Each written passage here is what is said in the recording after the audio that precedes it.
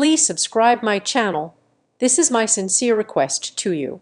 I smiled at Thanksgiving and said I could not wait for our vacation. My mom did not even look up. She just laughed and told me vacation was for family without me. A week later, my phone lit up with a pending cash advance of $7,940. The request location was 5 minutes from my parents' house. That was when I whispered, "Okay, you want without me. You are about to get it with interest." My name is Piper Davis. I am 33 years old and I live in Seattle, where the rain acts as a natural barrier between my apartment and the rest of the world. I work as a senior project manager at Copperline Creative Systems, a firm that specializes in crisis management for corporate branding. My job description essentially boils down to two things. One is managing impossible deadlines that would make a lesser person crumble. The second is keeping a face so devoid of emotion that clients cannot tell if I'm listening to their complaints or mentally redecorating my living room. We call it the Copperline face. It is a mask of professional, impenetrable calm. I wear it 40 hours a week. I just never thought I would have to wear it at my parents' dining table in Plano, Texas. I had flown in for Thanksgiving with a specific kind of foolish hope tucked into my carry-on luggage. Every year, around late October, I would tell myself that this year would be different. I would convince myself that the distance between Seattle and Texas had softened the edges of our family dynamic. I told myself that my father, Gordon, would ask about my career with genuine interest. I imagined that my mother, Marianne, would refrain from commenting on my weight or my marital status. I hoped my brother Derek and my sister Paige would treat me like a sibling rather than a distant cousin they were forced to tolerate. The house in Plano looked exactly the way a family home is supposed to look in a holiday commercial. The driveway was swept clean. The wreath on the door was made of authentic dried autumnal leaves. Inside, the air smelled of sage, roasted turkey, and the expensive vanilla candles my mother burned to mask the scent of old resentments. We sat down to dinner at 6:00 in the evening. The lighting was perfect. My mother had dimmed the overhead chandelier to a warm golden glow. The television in the living room was on, tuned to a football game,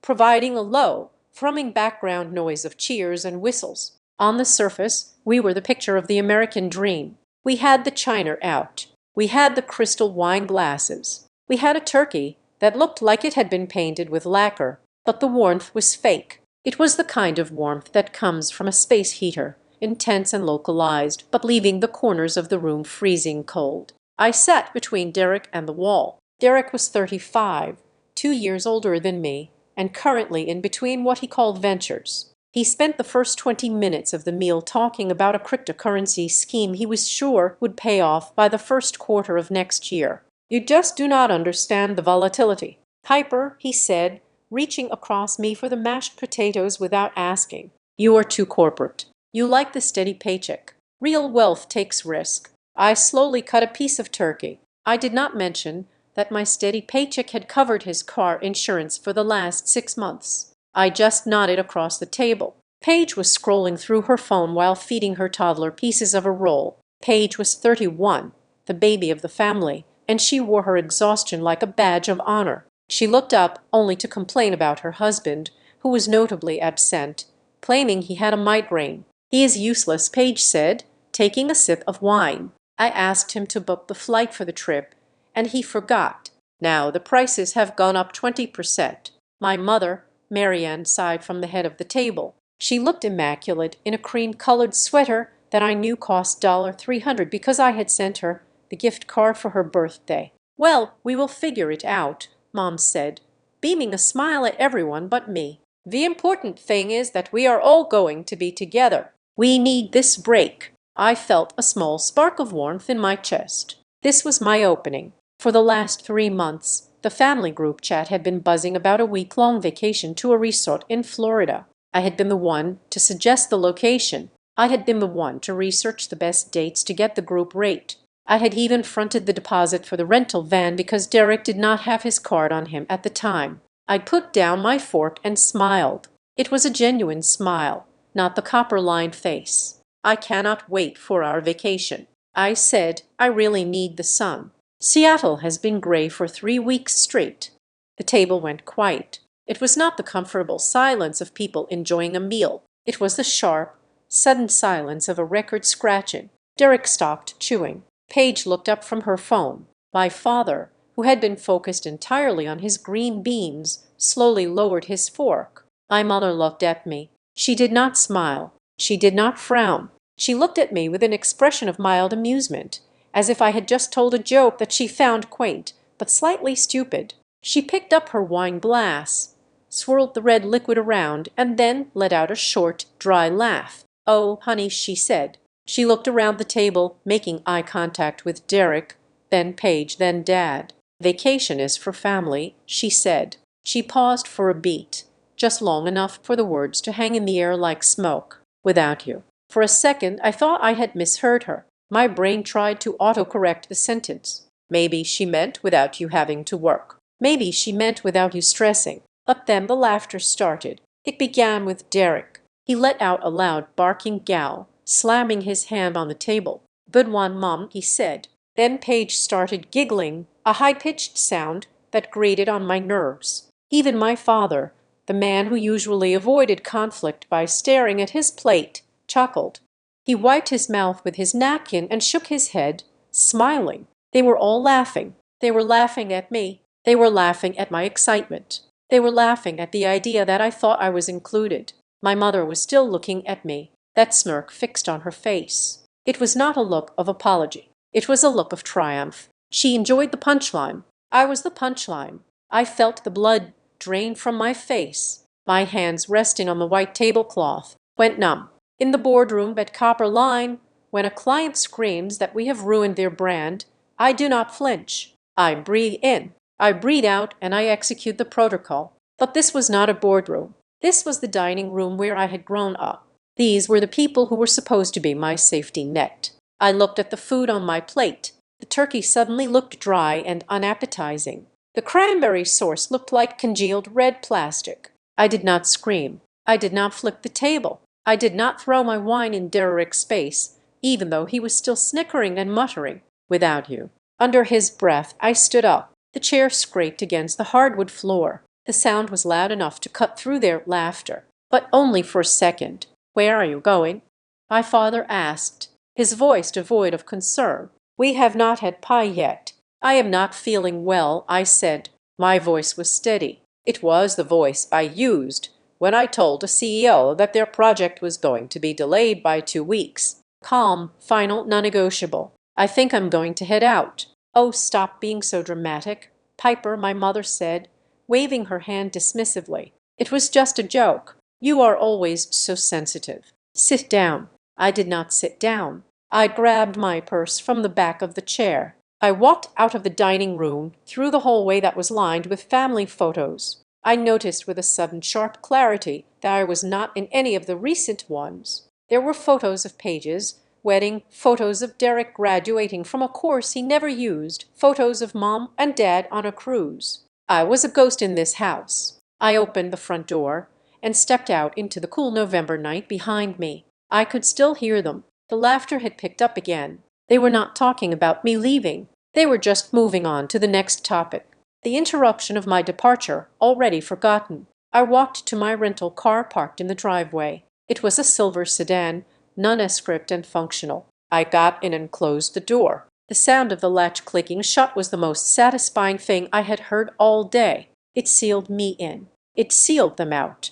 I sat there in the dark. I did not start the engine immediately. I stared at the garage door of my parents' house. I thought about the flight I had paid for to get here, $640. I thought about the rental car, $300. I thought about the groceries I had bought yesterday because Mom said she was short on cash until her pension check cleared, $215. I thought about the vacation. Vacation is for family without you. The words replayed in my head, looping over and over. It was not just an insult. It was a statement of fact to them. I was not family. Family was the people who got to go to the resort. Family was the people who got to laugh. So what was I? I looked down at my hands gripping the steering wheel. I was the resource. I was the safety net. I was the bank. I remembered the authorized use a credit card. It was a card I had opened when I was 22, freshly graduated and building my credit score.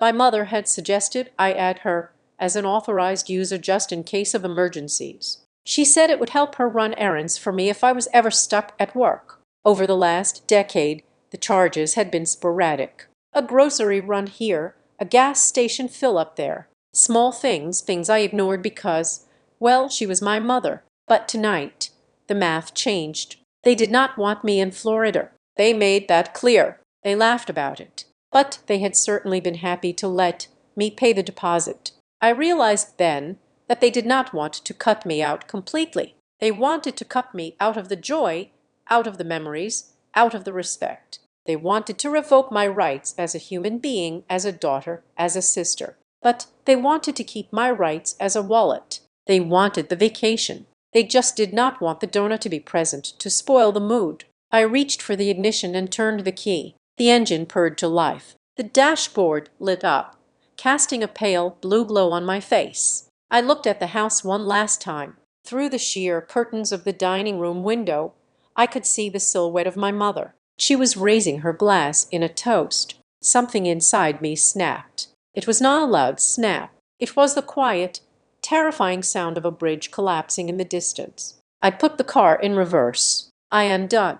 I whispered to the empty car. I did not cry. Tears were for people who expected better. I knew better now. The sadness evaporated, replaced by a cold, hard clarity. It felt like the air conditioning in my office building, sterile, efficient, and chilling. No one gets to laugh at my self-worth and then pick my pocket, I said. I backed out of the driveway, shifted into drive, and headed toward the airport. I did not look back. I had a flight to catch, and when I landed in Seattle, I had a lot of work to do. Not for Copperline Creative Systems, for Piper Davis. Because if vacation was without me, then everything else was about to be without me too. And, unlike them, I knew exactly what that cost. The flight back to Seattle was 4 hours and 50 minutes of white noise and dark windows. I did not buy a drink. I did not watch a movie. I just sat there staring at the seat back in front of me, feeling a sensation that was entirely new. It was not the sharp sting of rejection I had felt in the driveway. It was something heavier, colder, and significantly more permanent. It felt like the numbness you get after a dentist injects Novocaine, but it was spread over my entire life. When I unlocked the door to my apartment in downtown Seattle, the silence that greeted me was different from the silence in Plano. In Texas, the silence was heavy with things unsaid. Here, the silence was clean. It was mine. My apartment was a monochromatic sanctuary of grays and blues, a direct reflection of the weather outside. It was efficient. It was organized. It was paid for solely by me. I dropped my suitcase in the hallway and did not unpack. I walked to the kitchen, poured a glass of water, and stood by the window, looking out at the rain slicking the city streets. I waited for the tears to come. I really thought they would. I thought I would collapse onto my expensive West Elm rug and sob about how my mother did not love me and how my father was a coward. But the tears did not come. Instead, a dry, hollow clarity settled in my chest. It was the feeling of a contract finally expiring. I checked my phone. There were 3 missed calls from my mother. There were 2 voicemails. I pressed play on the first one. "Hi, Piper. It is Mom. Just wanted to make sure you got to the airport. Okay. You left in such a rush. Give me a call when you land. Love you." Her voice was light, airy, completely devoid of tension. It was the voice she used when she was talking to the neighbors about her garden. I pressed play on the second one. "Piper, honey, call me back. I found that recipe for the pecan pie you like. I wanted to send it to you. Also, Derek was asking if you sent the Venmo for the group gift for Aunt Linda yet. Let me know." Fine. I lowered the phone. There it was. The absolute eraser of reality. She had told me, to my face, that I was excluded from the family, laughed about it. And now she was calling about pecan pie and money for Aunt Linda. She was not apologizing because she did not think she had done anything wrong. In her mind, the dynamic was set in stone. I was the dramatic one. She was the matriarch, and the status quo required me to pay for things. I sat down at my dining table and opened my laptop. I did not open my work email for the first time in 5 years. Copperline Created Systems was not the priority. I was the priority. I started scrolling through my mental ledger. It was a painful exercise. I thought about the last 5 years. I thought about the time Derek needed first and last month's rent for his apartment because his commission check was late. $1,800. He promised to pay me back in 2 weeks. That was 3 years ago. I thought about the time Paige needed a deposit for her wedding venue. She had called me crying, saying her credit card was maxed out and she would lose the date.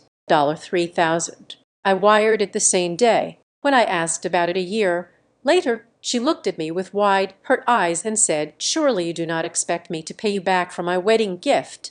Piper, it had started so small. A plane ticket here, a grocery bill there. I will pay you back next week. I forgot my wallet. Can you get this? It had slowly calcified into an obligation. I was the safety net that they did not even bother to thank anymore. They just assumed I would catch them. I logged into my primary banking portal. The screen populated with numbers, graphs, and lists. I was good with money. I had to be. I had been subsidizing 4 adults on a single salary for a decade. I clicked on the tab for my credit cards. My eyes scanned the list until they landed on one specific account, the Onyx Rewards Visa. I had opened this card when I was 22 years old. I was fresh out of college, working my first junior associate job and terrified of the financial world. My mother had gone to the bank branch with me. She had been so helpful, so knowledgeable. She had guided me through the application process, and right at the end she had suggested casually that I add her as an authorized user.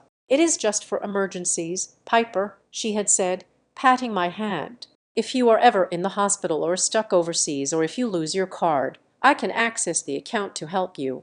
It is what families do." I had nodded, grateful for the support. I signed the paper. A week later, 2 cards arrived in the mail, one with my name, one with Marion Davis embossed on the front. I stared at the screen now. Authorized users for 11 years. That card had been in her wallet. To be fair, she rarely used it. In the beginning, there were a few charges for gas or pharmacy items, always followed by a check in the mail from my father. But over the last 2 years, the checks had stopped coming and the charges had become more frequent. Target runs, liquor store purchases, a dinner at a steakhouse in Plano that cost $200. I had paid the bills without saying a word. I had told myself it was fine. They were my parents. They had raised me. $200 for a dinner was a small price to pay for keeping the peace. The peace was not what I had received in return. I had received a seat at a table where I was the punchline. My finger hovered over the Remove Authorized User button. My instinct was to click it, to sever the tie immediately, to burn the bridge and watch the flames reflecting in the Seattle rain. But then I stopped. If I removed her now, she would get a notification, or worse, she would try to use the card for a pack of gum and get declined. She would call me immediately, screaming about embarrassment and errors. She would demand to know why I was being so petty. It would trigger a confrontation before I was ready. I did not want a confrontation. I wanted control. I withdrew my hand from the mouse and took a deep breath. I needed to be smart. I needed to be Copperline Creative Systems smart. When we managed a crisis at work, we did not panic. We secured the perimeter. We gathered data. We laid traps. I clicked on the Settings tab instead. First, I went to the Notifications section. I customized the alerts. Usually, banks only alert you for suspicious activity or transactions over a certain amount. I changed the settings. Alert me for any transaction over $1. Alert me for any card not present transaction. Alert me for any international transaction. Alert me for any cash advance request. I saved the changes. Now, if she bought a candy bar, I would know. Next, I went to the security section. I looked at the password recovery options. The security questions were laughably simple. What is your mother's maiden name? What was the name of your first pet? What street did you grow up on? My family knew all of these answers. Of course they did.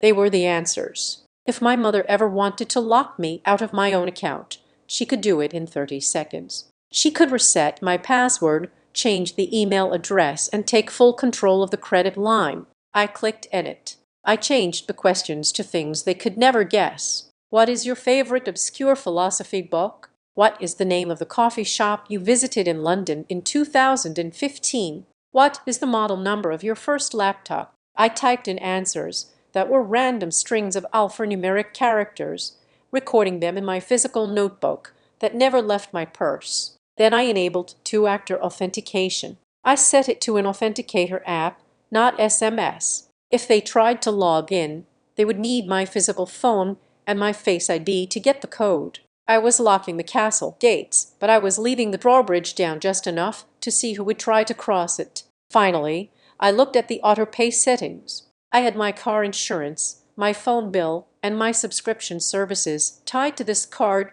to earn the points. If things went south and I had to freeze the card instantly, my life would be disrupted. I opened a new tab and logged into my checking account. One by one, I moved every single essential bill to my debit card. It took 45 minutes. By the time I was done, the Onyx Rewards Visa was an island. It was connected to nothing vital to my survival. It was just a line of credit sitting in a database waiting. I closed the laptop and rubbed my eyes. The apartment was dark now, save for the city lights bleeding through the windows. My phone buzzed on the table. I picked it up. It was a notification from the family group chat simply titled The Davises. I opened the thread. Paige had sent a photo. It was a screenshot of a resort website. Palm trees, white sand, and a sparkling blue. Caption: look at this swim-up bar. I'm going to live here next week. Derek replied with 3 beer mug emojis and a sunglasses face.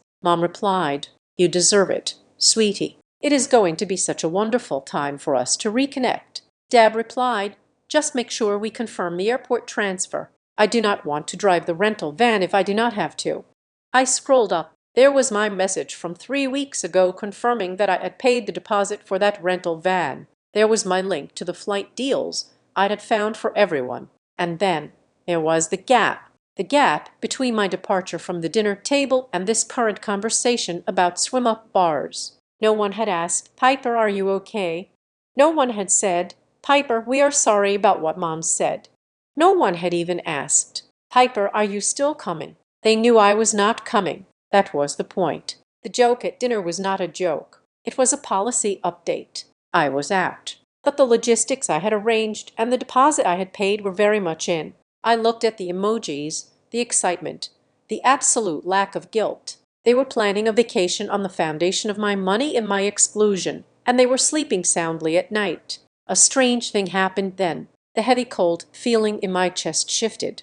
It did not get warmer. It got harder. It crystallized. I was not angry. Anger is hot. Anger makes you scream and throw things and send long emotional text messages that you regret in the morning. I was past anger. I was awake. For 33 years, I had been sleepwalking through my relationship with my family, dreaming that if I just paid enough, did enough, and achieved enough, they would finally see me. I thought the transaction was love for loyalty. I was wrong. The transaction was access for money. I set the phone down on the table face up. I watched the screen go black. I walked into the bathroom and turned on the shower. I needed to wash the airplane air and the Texas dust off my skin. As the hot water hit my back, I made a silent vow. I would not block them. I would not leave the group chat. I would not close the credit card. I would watch. I would wait. I knew my family. I knew their habits. I knew that my mother considered limits to be suggestions and budgets to be flexible concepts for other people. I knew that Derek felt entitled to anything he could touch. They thought the vacation was without me. They were right, but not in the way they thought. The vacation was going to be without my subsidy, but they did not know that yet. I turned off the water and stepped out onto the bath mat. I looked at myself in the mirror. My eyes looked tired but clear. The copper-lined face was back, but this time it was protecting the only client that mattered. I dried my hair, put on fresh pajamas, and went to bed for the first time in years. I did not check my email before sleeping. I simply lay in the dark, listening to the rain, waiting for the inevitable notification that I knew was coming. It was not a matter of if, it was a matter of when. and when it arrived, I would be ready. It was exactly 1 week after Thanksgiving, a Thursday afternoon that was as gray and drizzling as every other Thursday afternoon in Seattle. I was sitting at my desk at Copperline Creative Systems, surrounded by the low hum of higher foreman's computers and the frantic typing of junior associates. We were in the middle of a launch for a tech startup that wanted to disrupt the pet food industry, and the deadline was tight. My screens were filled with Gantt charts, budget spreadsheets, and Slack notifications. I was in the zone. My pulse was steady. My coffee was cold. I was effectively a machine processing data. Then my personal phone vibrated against the hardwood of my desk. It was not the standard buzz of a text message. It was the long-sustained vibration that I had programmed specifically for the high-priority alerts I had set up the night I returned from Texas. I picked up the phone. The screen was bright against the dim office lighting. The notification was from the Onyx Rewards app. Pending cash advance. I stared at the numbers. $7,940. I blinked. I read it again. $7,940. My brain, usually so good at finding patterns, momentarily stalled. That was not a grocery run. That was not a flight booking. That was a used car. That was a down payment. That was a significant percentage of my available credit limit. I tapped the notification to expand the details. Location, Plano Branch, Cove Road. The air in my lungs seemed to vanish. I knew that branch. It was 5 minutes from my parents' house. It was the branch next to the grocery store where my mother bought her vanilla candles. It was the branch where I had opened my first savings account when I was 16. The precision of the location eliminated any possibility of fraud by a stranger. A hacker in Russia does not target a physical bank branch in Plano, Texas to withdraw cash from a card owned by a woman in Seattle. This was not a mistake. This was a withdrawal. I stood up. My chair rolled back with a soft word. I am stepping out for 10 minutes. I told the junior designer sitting across from me. Handle the client if they ping. I did not wait for an answer. I walked out of the open plan office, past the break room, and into one of the soundproof phone booths we used for sensitive client calls. I closed the glass door and locked it. The silence inside was immediate and heavy. I dialed the number on the back of my digital card in the app. The automated voice greeted me. It asked for the last 4 digits of my social security number. I punched them in. It asked for my mother's maiden name. I paused. My fingers hovered over the keypad. I had changed the security question last week. I typed in the first 4 letters of the obscure philosophy book I had selected as the new answer. Access granted. I bypassed the menu options and pressed 0, then 0 again. I needed a human. A smooth, professional voice came on the line. Thank you for calling Onyx Rewards. My name is Marcus. How can I assist you today, MS Davis? I took a breath. I summoned the copper-lined face, channeling it entirely into my voice. I needed to sound rational. I needed to sound like the owner of the account, not a panicked daughter. Hi, Marcus, I said. I am looking at a notification for a pending cash advance of $7,940. I need to verify the details of this transaction immediately. There was a tapping sound of a keyboard on the other end. 1 moment. Let me pull that up, Marcus said. Yes, I see it here. A countering advance request initiated at the Plano, Texas branch at 2:14 p.m. Central Time initiated. I repeated. As it cleared, it is currently in pending status. Marcus said, for an amount this large, especially a cash advance, our system requires a secondary authorization or a manager override at the branch level. It triggered a fraud alert because you are currently listed as residing in Washington State. Okay, I said. My voice was clipped. Can you tell me who initiated the request? Was it a card-present transaction? Yes, it was a card-present transaction, Marcus confirmed. The notes from the teller indicate that the customer presented the card and valid identification. I felt a coldness spread through my chest, starting at my sternum and radiating out to my fingertips. Valid identification. I asked the card in my name. I am in Seattle. The card presented was the authorized user card. Marcus said the identification provided matched the name on that card. Mary Ann Davis. I stopped breathing for exactly 2 seconds. It was not a guess. It was not a hypothesis. My mother had walked into the bank on a Thursday afternoon, stood in line, walked up to a teller, and handed them the credit card I paid for. She had presented her driver's license. She had looked a human being in the eye and asked for nearly $8,000 of my money. She was not sneaking around. She was not trying to hide it. She was doing it in broad daylight because she believed she had the right. She believed that the plastic in her wallet was an extension of her own bank account. She believed that my financial stability was community property. Vacation is for family without you. The words echoed in the small glass booth. They did not want me there, but they were perfectly happy to take the money I would have spent and then some. They were draining me. They were liquidating my credit line to fund the trip they had excluded me from. Or maybe they were just taking it because they could, because they felt I owed them. MS. Davis Marcus asked, "Are you still there?" "I am here," I said. The coldness in my chest turned into ice. Hard, sharp, and functional. "I did not authorize this transaction."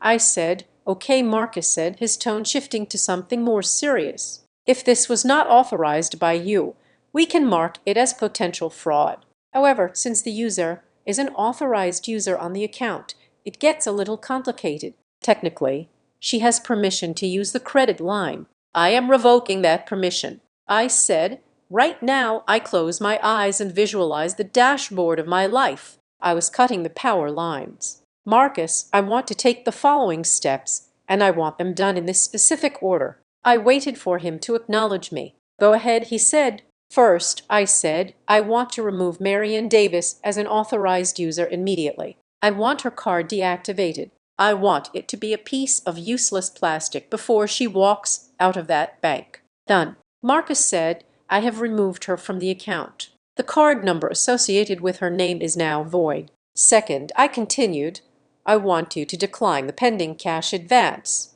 Do not let that money leave the bank. I can place a stop on it." Marcus said, "Since the system flagged it for review, I can reject the override. It will show as declined on the teller screen." "Do it." I said, "It is done." He replied, "The transaction has been declined." "Third," I said, "I want to report that my trust in the security of this account has been compromised. I want you to close my current card number as well. I want a new account number issued. I want this current account completely inaccessible to anyone who might have the old numbers written down or saved in a browser. That will require us to send you a new card." MS. Davis Marcus warned, "You will be without a physical card for about 2 days. That is fine." I said, "I will pay for expedited shipping. Send it to my Seattle address." And Marcus, "Yes, add a note to the file." I said, "I want it on the permanent record of this dispute." The note should read, "The primary account holder did not authorize this cash advance. The authorized user attempted to liquidate credit limit without consent. If there are any future attempts, they are to be treated as fraudulent." "Can you read that back to me?" Marcus paused. I could hear him typing. "The primary account holder did not authorize this cash advance. The authorized user attempted to liquidate credit limit without consent. Future attempts are to be treated as fraudulent. Is that correct?" "That is correct," I said. "Is there anything else?" Marcus asked. "Reset my online access passwords one more time," I said, "just to be safe." We went through the security protocol. I verified my identity again. I set a new password that was 20 characters long and included symbols that were annoying to type on a phone keyboard. When we were finished, Marcus's voice softened slightly. "I am sorry you are dealing with this, MS. Davis. It is never easy when it involves family members." I looked at my reflection in the glass of the phone booth. My face was pale, but my eyes were dry. "It is just business." "Marcus," I said, "thank you for your help." I hung up the phone.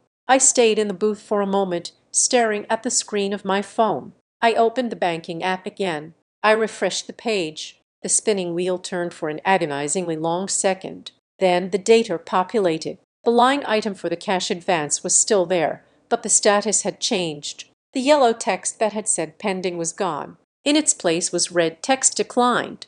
I felt a rush of adrenaline so potent it made my hands shake. I had done it. I had stopped the bleeding. For the first time in my life, I had not just rolled over. I had not just written the check to make the problem go away. I had slammed the vault door shut. My mother was standing in a bank in Plano right now. I could picture the scene. The teller would be looking at her screen, confused. She would tell my mother there was a problem. My mother would smile, that tight, condescending smile, and tell the girl to check again. She would say, "There must be a mistake."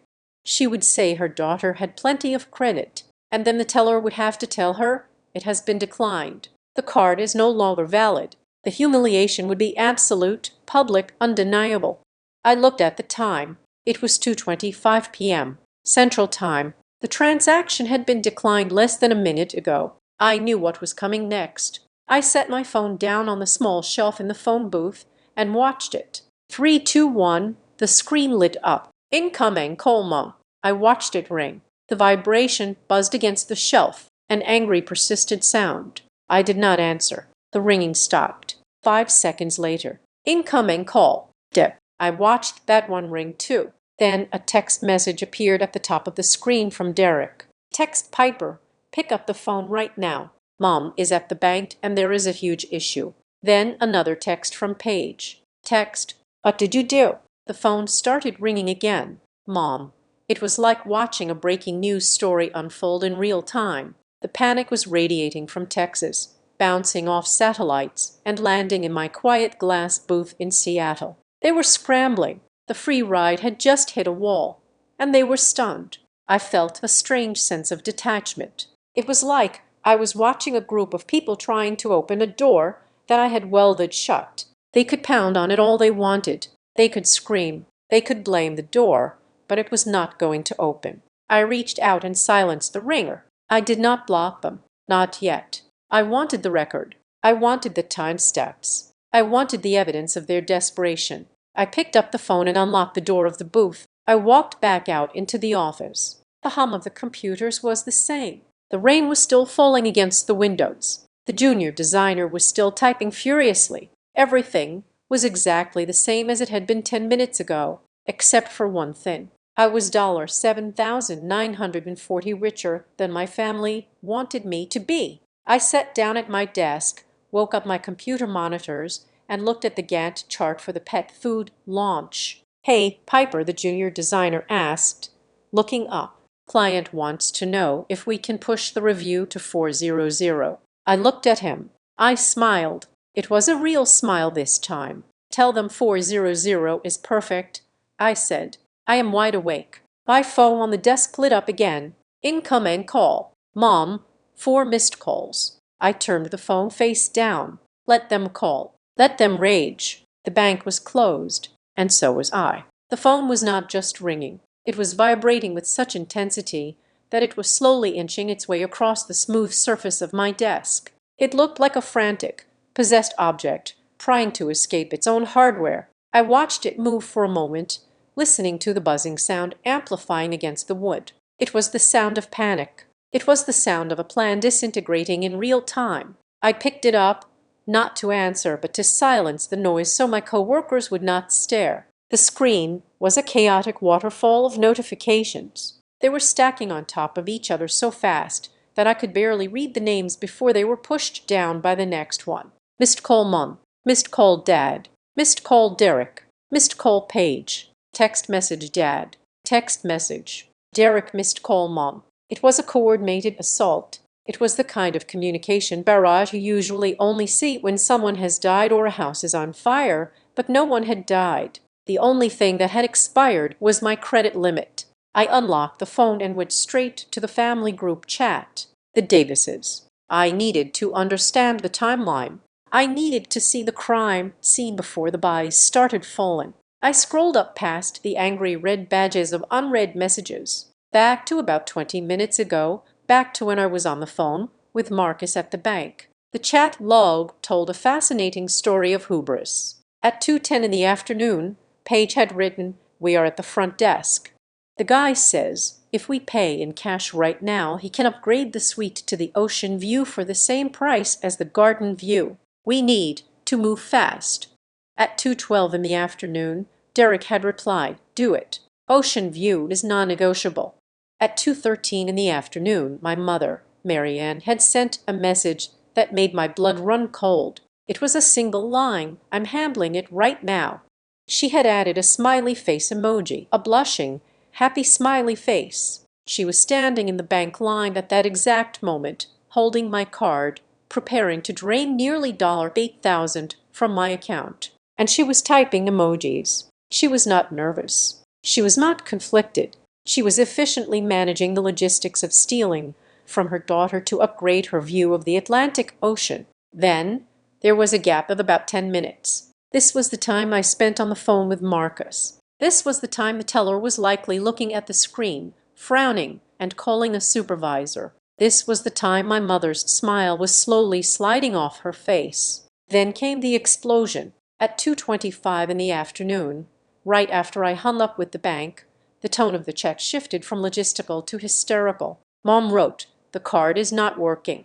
It says declined. Piper, did you change something?"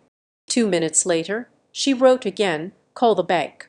Now the teller says the card is void. This is embarrassing. People are staring. Then Dad entered the chat. His messages were short, capitalized, and commanded like I was a wayward employee. "Pick up now. We are waiting." Then Derek, "Piper, what is going on?" "We are losing the reservation. The guy cannot hold the suite forever." "And Paige, this is a joke, right? Please tell me this is a joke." I read these messages with a level of detachment that surprised me. I felt like a forensic accountant reviewing the ledger of a failed company. They were not asking if I was okay. They were not worried that my identity had been stolen. They were worried about the suite. They were worried about the embarrassment of being told no. My phone started ringing again in my hand. It was my father. I let it ring until it went to voicemail. Then a text from Derek appeared at the bottom of the screen. "Do you know what you just ruined? You are being so petty. Fix this." There was no apology. There was no explanation. There was just the assumption that I had broken something that belonged to them. They truly believed they were entitled to that money. They believed that my role in the ecosystem was to remain silent and solvent. I sat there, the blue light of the monitor reflecting in my eyes. I could type a paragraph. I could explain that I knew about the cash advance. I could scream at them for the audacity of going to my branch. I could ask them why they thought they could take a vacation without me, but take my money with them. But words were useless with people who did not speak the language of accountability. They would twist my words. They would gaslight me. They would say I was overreacting. So I decided to speak their language, the language of transaction. I took a screenshot of the banking app. I made sure to capture the specific line item clearly, the date today, the location, Plano, Texas, the amount $7,940. The status declined. I cropped the image so there was no extraneous information, just the cold hard facts of the rejection. I opened the group chat. The typing bubbles were dancing at the bottom of the screen. Someone, probably Paige, was writing another long guilt-dripping message. I uploaded the image. I watched the blue progress bar slide across the top of the screen. Sent. Then I typed 2 sentences. I did not use capital letters. I did not use exclamation points. I wanted the words to look as flat and final as a tombstone. Vacation without me. Payment without me. I hit send. I stared at the screen. The typing bubbles vanished instantly. For a solid 10 seconds, nothing happened. The chat was dead silent. I could imagine the scene in Texas. I could see them standing in the lobby of the bank. Or maybe they had retreated to the parking lot by now. I could see them huddled around my mother's phone, staring at the image, reading the words. They were processing the shift in power. They were realizing that the ATM had not just malfunctioned. The ATM had gained sentience and shut itself down. Then the reaction came. It was not shame. It was rage. The messages flooded in so fast the screen blurred. "Mom, how dare you? After everything we have done for you? Paige, you are so selfish. You knew how much we wanted this. You did this on purpose to humiliate Mom. Derek, you are unbelievable. You have plenty of money. You are just doing this to be a dad. You are cutting off your nose to spite your face. Piper, this is family. Family helps family. You fix this immediately or do not bother coming home for Christmas. I read the words selfish, humiliate a week ago. These words would have crushed me. I would have been crying in the bathroom, wondering what was wrong with me. I would have called the bank back and authorized the charge just to make them stop screaming. I would have bought their love even though the price was too high. But today the words just bounced off. They were not describing me. They were describing their own panic. They were projecting their own greed onto my boundaries. They called me selfish for keeping my own earnings. They called me dramatic for refusing to be robbed. I did not reply. I had said my piece. Vacation without me, payment without me. It was a complete sentence. It was a complete philosophy. My phone rang again. It was Derek this time. I looked at his name on the screen. Derek, who owed me almost $2,000 for rent. Derek, who had laughed the loudest at the dinner table. I did not just decline the call. I tapped the small eye icon next to his name. I scrolled down to the bottom of the contact card. Block caller. The phone asked me to confirm. I tapped yes. The ringing stopped. Then Paige called. Paige, who wanted the ocean view. Block caller. Confirm. Then Mom,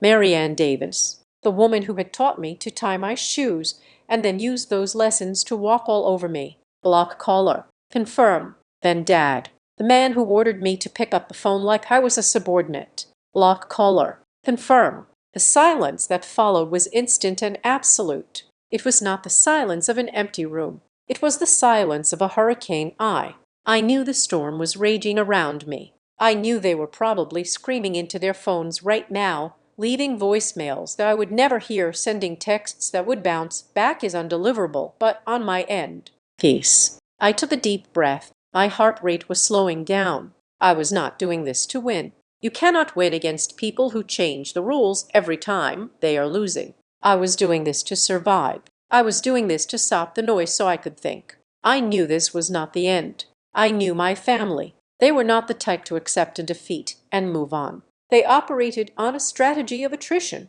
They would try to find another way in. They would try to find a vulnerability. I needed to be prepared. I opened a new folder on my phone. I named it Documentation. I went back into the chat history. I took screenshots of everything. I screenshotted Paige's text about the payment. I screenshotted Mom's "I am handling it" message with the smiley face. I screenshotted the timestamps. I screenshotted the insults. I screenshotted Dad's ultimatum about Christmas. Then I went to my call log. I screenshotted the list of missed calls. The sheer volume of them. 17 calls in 12 minutes. It looked like harassment. Because it was harassment, I saved everything to the folder. Then I uploaded the folder to my cloud drive, and then I backed it up to a hard drive connected to my laptop. I felt a dark intuition stirring in my gut. This was going to get messy. They were desperate. They had likely already committed to expenses based on the assumption of my money. If they couldn't get the cash from me, they would look for someone to blame. They would rewrite the narrative. I needed to make sure my version of the truth was bulletproof. I looked at the time. It was now 2:45 in the afternoon. 30 minutes. That was all it took to sever a lifetime of financial dependency. I put the phone down on the desk face up this time. It was quiet. It was just a piece of glass and metal. It no longer held the power to hurt me. I turned back to my computer. The pet food launch was still waiting. The deadlines were still real. I picked up my mouse and clicked on a spreadsheet. I felt lighter. It was a strange sensation, like taking off a heavy backpack that you had forgotten you were wearing. I whispered to the empty office, "Try me."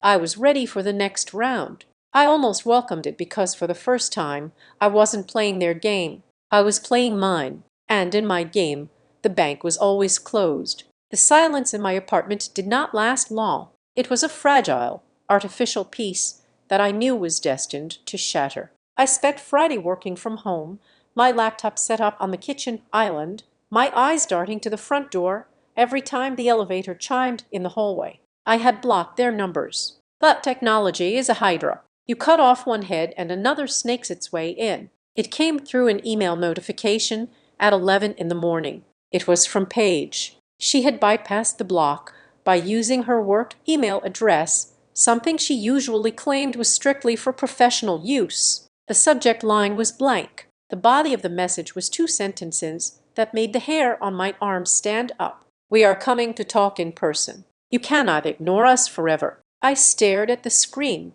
The audacity was breathtaking. They had just been denied a fraudulent cash advance of nearly $8,000. They were likely scrambling to cover the deposit they had lost. Logic dictated that they should be saving every penny. Logic dictated that they should be panicking about their own finances. But my family did not operate on logic. They operated on the principle of overwhelming force. They were spending money on last-minute flights to Seattle, flights that likely cost $2,000 or more for 4 people just to come here and force me to pay for the vacation they had already ruined. It was financial suicide, but it was also a terrifying display of commitment to their narrative. I typed a reply. I did not address them. I did not ask for flight numbers. I wrote 7 words. "Do not come. I will not open the door." I hit send. Then I closed the laptop. I knew they were coming. I knew my mother. She believed that physical proximity was her superpower. She believed that if she could just get in my face, if she could just touch my arm and do that tarried look she had perfected over 3 decades, I would crumble. She thought I was a locked safe, and she was the only one with the combination. I needed to change the lock. I put on my raincoat and went to the nearest electronics store. I bought a wireless video doorbell, the kind that adheres to the door frame and connects to your Wi-Fi instantly. I did not ask for permission from my landlord. I did not care about the building aesthetics. I needed eyes on the hallway. I returned home and installed it. It took 10 minutes. The camera was small, black, and unobtrusive, but its blinking blue light sent a clear message. "I am washing." Then I went downstairs to the lobby. The concierge, a man named Mr. Henderson, who usually only saw me when I was picking up packages, looked up in surprise. "Mr. Henderson," I said, keeping my voice steady, "I am expecting some unwanted visitors. My family is flying in from Texas. I have not invited them. I do not want them allowed up to my floor." Mr. Henderson frowned, adjusting his glasses. "Is there a safety concern, Ms. Davis?" he asked. I thought about the word safety. Was I physically afraid of them? My father was 60. My mother was 5'4". Derek was loud but generally cowardly. They were not going to beat me up, but they were going to invade me. They were going to try to break into my mind, my sanctuary, and my wallet. That was a safety concern. "They are aggressive," I said, "and they are desperate for money. Please do not buzz them in. If they slip in behind someone else, I need you to know that they are trespassing." "I will make a note of it," he said, typing into his terminal. "No access for the Davis family." I went back upstairs. I locked the deadbolt. I engaged the chain lock. I checked the video feed on my phone. The hallway was empty. The gray carpet stretched out, silent and vacant. I waited. The afternoon dragged on. The rain hammered against the glass of my living room window, blurring the city lights into streaks of gold and silver. I sat on my couch, my phone in my hand, watching the battery percentage tick down 90%, 80%. At 7:14 in the evening, my phone vibrated. It was a sharp, urgent buzz that I felt in my teeth. Motion detected front door. I did not go to the peephole. I did not walk to the door. I stayed on the couch, my heart hammering against my ribs like a trapped bird. I unlocked my phone and tapped a notification. The screen filled with the live feed from the hallway. The fisheye lens of the camera distorted the image, curving the edges of the hallway so it looked like a tunnel. Standing there, bathed in the harsh fluorescent light of the corridor, were 4 figures. They looked like distorted caricatures of the people I had left in Texas. My father was standing closest to the door. His face was red, flushed with either anger or the exertion of travel. He was wearing his heavy raincoat, the one he usually only wore for funerals. Derek was behind him, leaning against the wall, looking hungover and furious. He was checking his phone, his thumb stabbing at the screen. Paige was standing with her arms crossed, shivering slightly in a denim jacket that was far too thin for Seattle in November. She looked annoyed, as if I had personally inconvenienced her by living in a city with weather. And then there was my mother. Mary Ann Davis was standing directly in front of the camera. She did not know it was there. She was using the reflection in the brass number plate on my door to fix her hair. She tucked a stray strand of gray blonde hair behind her ear. She smoothed down her eyebrows. She licked her lips to make them look moist. It was a performance. She was preparing her face. She was getting into character. I watched her take a deep breath, her chest rising and falling. Then she reached out and knocked. Then bang! The sound echoed through my apartment, loud and violent. It was not a polite knock. It was a demand. "Piper!" she called out. Her voice was muffled by the heavy wood of the door, but I could hear the tone perfectly. It was the voice she used when she wanted something. High-pitched, trembling slightly. "Piper, honey, are you in there?" I did not move. Then, "We know you are home." "Piper." My father's voice boomed. The concierge said, "You were in the building. Open this door." I watched on the screen as my mother shot my father a look, a sharp warning glare. She wanted to play the good cop. "Gordon, stop." She hissed at him. Then she turned back to the door, leaning in close. "Piper, please. We are so worried about you. You just ran off without saying goodbye. We flew all the way here to make sure you are okay. Please, just open the door so we can see you." I felt a wave of Norser. Worried. They were worried. They were worried about the $7,000. They were worried about the resort booking. They were not worried about me. If they were worried about me, they would have called the police for a wellness check. They would not have brought the entire clan to stand in my hallway like a debt collection agency. I stood up and walked silently to the door. I did not touch the handle. I stood 6 in away from the wood. I could hear their breathing on the other side. I could smell the faint scent of my mother's vanilla perfume seeping through the cracks. It was suffocating. "Open the door, Piper," Derek said. His voice was slurred. "Do not be a child. We just want to talk. You ruined everything." Paige muttered. I could hear her clearly. "You are such a drama queen. Just come out here and fix it." I placed my hand on the deadbolt, checking to make sure it was fully engaged. The metal was cold under my palm. Mom knocked again, softer this time. A rhythmic pleading tap. "Piper, I know you are angry about the joke at dinner," she said. "I am sorry if it hurt your feelings, but you cannot just cut off your family. We need to settle this. We need to figure out the finances for next week." There it was, the pivot. Feelings first, finances second. I pressed my forehead against the door. I closed my eyes. "Go away," I whispered. I did not say it loud enough for them to hear. "It was for me." "Piper," my father shouted. He pounded the door with his fist this time, a heavy futuing blow that made the frame rattle. "Stop acting like a child. Open this goddamn door right now on the screen." I saw Derek step forward, looking like he might kick the door. Paige rolled her eyes so hard I saw the whites flash on the camera feed. Suddenly, a door across the hallway opened. I saw it on the edge of the camera frame. A sliver of light spilled out into the corridor. My neighbor Elias stepped out. Elias was 24, a software engineer who usually wore headphones and avoided eye contact, but the noise had drawn him out. "Is everything okay out here?" Elias asked. His voice was hesitant. I watched the transformation happen in real time. It was terrifying. My mother spun around. In the span of a single second, the scowl vanished from her face. Her posture softened.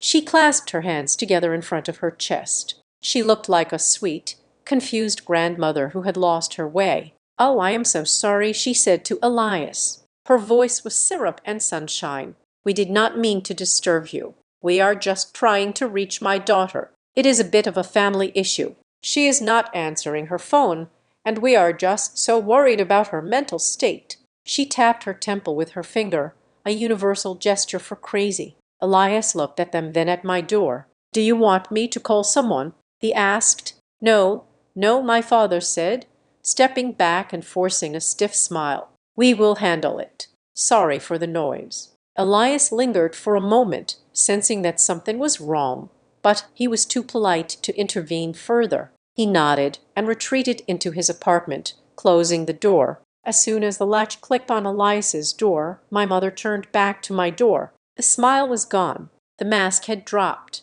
She did not knock this time. She stepped right up to the camera. I could see the paws on her nose. I could see the spider veins in her eyes. She looked directly into the lens as if she knew I was watching. Maybe she did. Maybe she could feel my gaze through the digital connection. She leaned in until her mouth was inches from the wood. "Fine," she whispered. Her voice was low, venomous, and clearer than it had been when she was shouting. It was a sound that cut through the door like a razor blade. "You want to play games. We will play games, but you listen to me." She paused. I held my breath. "You are not part of this family anymore." She spat the words out. They were not said in anger. They were said with a cold transactional finality. It was an eviction notice. She was evicting me from the lineage. She was evicting me from the history. She pulled back. "Let us go," she said to the others. "She is a waste of time." I watched them on the screen. My father looked at the door one last time, shook his head in disgust, and turned around. Derek gave the door the finger. Paige was already walking toward the elevator, typing on her phone. My mother smoothed her hair one last time, checked her reflection in the number plate, and followed them. They walked down the hallway. The elevator dinged. The doors opened. They stepped inside. The doors closed. The hallway was empty again. I stood there in the dark entry of my apartment. My hand was still resting on the deadbolt. My heart was pounding, a frantic drum beat in my ears. I waited for the tears. I waited for the crushing weight of abandonment to buckle my knees. I waited to feel like the little girl who just wanted her mommy to love her. But the tears did not come. Instead, I felt a strange expanding sensation in my chest. It was like taking a deep breath of cold mountain air after being stuck in a smoke-filled room for 30 years. She had said it finally for decades. The message had been coded. It had been wrapped in passive-aggressive comments, in forgotten birthdays, in the constant demand for money. It had been hidden behind the phrase, "family helps family." But now it was out in the open. "You are not part of this family anymore." She meant it as a threat. She meant it as the ultimate punishment, to be cast out, to be an orphan. But standing there safe behind my locked door with my bank account intact and my dignity unbruised, I did not feel punished. I looked at the empty hallway on my phone screen. I realized that she had not fired me. I had quit, and she had just signed the resignation letter. "Finally," I thought. "Finally, you told the truth." I turned the lock one more time just to be sure. Then I walked into the kitchen and poured myself a glass of wine. My hands were steady. The apartment was quiet. And for the first time in my life, the silence did not feel lonely. It felt like freedom. Saturday morning arrived with the color of bruised slate. The rain had stopped, but the sky was a heavy, oppressive gray that seemed to press down on the roof of my apartment building. I was awake, fueled by black coffee and the kind of adrenaline that usually comes after a near-miss car accident. I was safe behind my locked door, but I knew the siege was far from over. The physical assault on my privacy had failed. So I knew, with the certainty of a meteorologist predicting a storm, that the atmospheric pressure was about to shift to the public sphere. At 9:00 in the morning, my phone lit up. It was not a block number this time. It was Alyssa Vieger, my best friend since college, and the only person who knew the full unvarnished history of the Davis family dynamic. Her message was short. "Piper, do not freak out, but you need to check Facebook. Your mom just posted something." I felt a cold knot tighten in my stomach. I had not opened Facebook in months, specifically to avoid the curated reality my mother presented to the world, but I knew I had to look. In the world of crisis management, you cannot counter a narrative you have not read. I opened the app. I did not have to scroll far. It was right there at the top of my feed, posted 45 minutes ago. It was a photo of an old leather-bound photo album opened to a blank page. The lighting was moody. The caption was a masterpiece of passive-aggressive storytelling. It is heartbreaking when you realize that the people you sacrificed everything for can turn their backs on you so easily. A mother's love is unconditional, but it seems that in today's world, loyalty has a price tag. We traveled so far to reconnect only to be shut out in the cold. Literally, pray for our family. We are dealing with some very deep, very painful wounds right now. Emily. First heartbroken prayers needed. I stared at the screen. My jaw itched from how hard I was clenching my teeth. She did not maim me. That was her brilliance. If she had named me, she would look aggressive by keeping it vague. She was the victim. She was the martyr. She was the saintly mother weeping over the empty page of her life, while the unnamed villain me laughed in the shadows. I clicked on the comments. They were already rolling in. A woman named Barbara, who I remembered as the gossip queen of my parents' church choir, wrote, "Oh, Marian, I am so sorry. I can only imagine who you are talking about. Kids these days just do not understand the meaning of sacrifice. Sending you hugs." My Aunt Linda wrote, "Stay strong, sister. You did everything for those kids. Shame on anyone who forgets where they came from." A random cousin I had not spoken to in 10 years added, "That is terrible. Family is everything. I hope they come to their senses." The anger flared up in my chest, hot and white. I wanted to type. My fingers hovered over the keyboard. I wanted to reply to Barbara and tell her that the sacrifice she was praising was actually an attempt to steal $8,000. I wanted to reply to Aunt Linda and tell her that the only thing I had forgotten was to change my banking password sooner. I wanted to post the screenshot of the declined transaction right there in the comment section and watch their digital sympathy evaporate. But I stopped. I took a breath. I pulled my hands away from the phone. That is what she wants. I whispered to the empty room. She wanted a reaction. She wanted me to explode. If I started arguing in the comments, if I started throwing accusations, I would look defensive. I would look emotional. I would look exactly like the unstable daughter she was painting me to be. She was baiting a trap, and she was waiting for me to step into it so she could snap the jaws shut and say, "See, I told you she was difficult." I was not going to give her that satisfaction. I was not going to be the crazy daughter. I was going to be the cold hard wall that she crashed against. I closed Facebook. I did not like the post. I did not comment. I did not share it. Instead, I opened my laptop. I went to the folder I had created the day before, the documentation folder. I took a screenshot of her Facebook post. I took screenshots of the comments. I added them to the file. Then I opened a new email draft. I addressed it to a lawyer named Sarah Jenkins. Sarah was a shark in a silk blouse, a woman I had worked with on a difficult contract negotiation for Copperline 2 years ago. She was expensive. She was terrifying. And she owed me a favor. Subject urgent. Cease and desist. Harassment issue. I typed out the summary. I attached the timeline. I attached the screenshot of the cash advance attempt. I attached the video file of them pounding on my door. I attached the screenshot of the Facebook post. I need a formal cease and desist letter sent immediately. I wrote, I want it sent via certified mail to their address in Plano, and I want a digital copy sent to their email addresses today. The terms are simple. No contact, no physical proximity to my home or workplace, no attempts to access my financial accounts, and no defamatory statements on social media that imply criminal or unethical behavior on my part. I hit send. 20 minutes later, Sarah replied, "Consider it done. I will have the draft to you within the hour. We will serve them electronically by noon."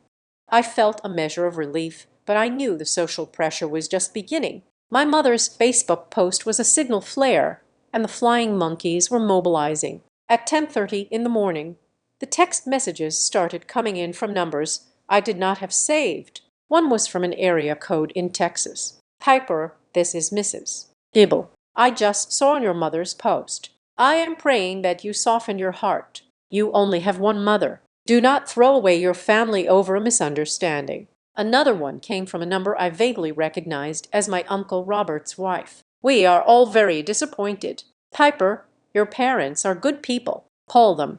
They were coming at me from all sides, armed with half-truths and religious guilt. They did not know the facts. They only knew the story Marianne Davis had spun for them. A story where she was the long-suffering saint and I was the cruel, heartless prodigal daughter. I did not reply to Mrs. Gable. I did not reply to my aunt. I tapped the info button. Block caller. I tapped the next one. Block caller. It was a game of whack-a-hole, but I was efficient. I did not read the messages fully. I scanned the first line, identified the tone of moral superiority, and hit the block button. I was not going to let their guilt trip infiltrate my peace. Then I went back to Alyssa's text thread. I typed, "They are rallying the troops. Random people are texting me.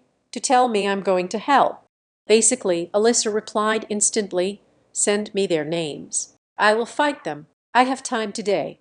I smiled. I loved her, but this was not a bar fight. This was a PR campaign. "No," I wrote, "do not engage. That just feeds the fire. But I need to clear the air with the people who actually matter."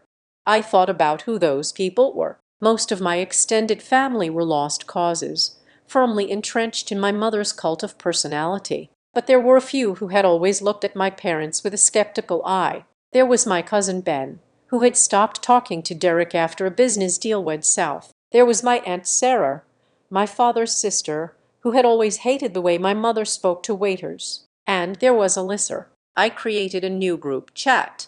It included just 3 people, Alyssa, Ben, and Aunt Sarah. I did not write a long emotional essay. I did not use adjectives. I used data. I am sending this because there is a public narrative being spun right now that is false. I typed, "I am not asking you to take sides, but I am asking you to look at the facts before you judge me." I attached 3 images. Image 1, the screenshot of the banking app showing the declined cash advance of $7,940 at the Plano branch. Image 2, the screenshot of the group chat where my mother wrote, "I am handling it right now," followed by the timestamp of the attempted theft. Image 3, a 10-second clip of the video from my door, specifically the moment where my mother's face shifted from the sweet, worried grandmother to the cold, hard mask as she whispered, "You are not part of this family anymore." I added one final text. "They tried to take my money without asking. I stopped them when they came to my door to demand it. I refused to let them in." That is the entire story. I am safe, but I am done. I hit send. I watched the read receipts appear for 5 minutes. There was silence. Then Aunt Sarah typed, "Oh my God." Cousin Ben typed, "That is literally grand larceny. Piper, did you call the police?" I replied, "Not yet. My lawyer is sending a cease and desist today. I just wanted you guys to know the truth, so you do not have to wonder." And Sarah replied, "I just saw her Facebook post. I was about to call her, but now this makes sense. This makes so much sense. I always knew she was manipulative, but this is criminal." Ben replied, "I am screenshotting this. If anyone asks me why Piper is not at Christmas, I am showing them the receipt." Literally, I felt the tension in my shoulders drop another inch. I had secured the perimeter. I had immunized the people I respected against the infection of my mother's lines. As for the rest of them, the Mrs. Gables and the distant cousins, they could believe whatever they wanted. Their opinions did not pay my rent. Around noon, my phone pinged with an email from Sarah Jenkins. Attached is the cease and desist letter. It has been sent. I opened the PDF. It was beautiful. It was written in the sharp, terrifying language of the law. It cited the unauthorized access of credit accounts. It cited the harassment. It explicitly stated that any further attempts to contact me or slander my reputation would result in immediate litigation. It was a shield. I sat back in my chair. The apartment was quiet. The rain outside had started again, a gentle tapping against the glass. I checked Facebook one last time using an incognito browser so I would not appear as active. The comments on my mother's post had shifted. Aunt Sarah had commented. She did not attack. She just wrote interesting perspective. "Marianne, does this have anything to do with the bank visit on Thursday?" It was a subtle surgical strike. My mother had not replied. In fact, 30 seconds after I refreshed the page, the comment was gone. My mother had deleted it. But then Ben commented, "Truth has receipts. Aunt Marianne, careful what you post."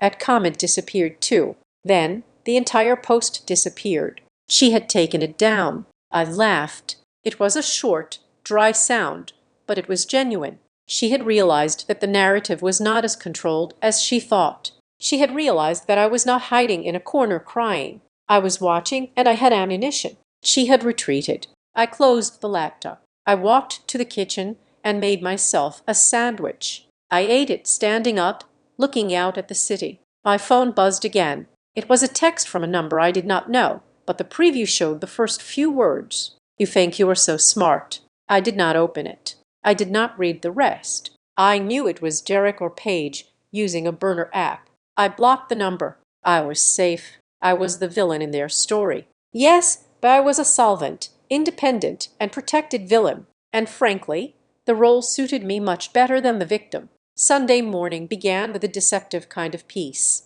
The rain had paused, leaving Seattle in a suspended state of gray mist that felt almost protective.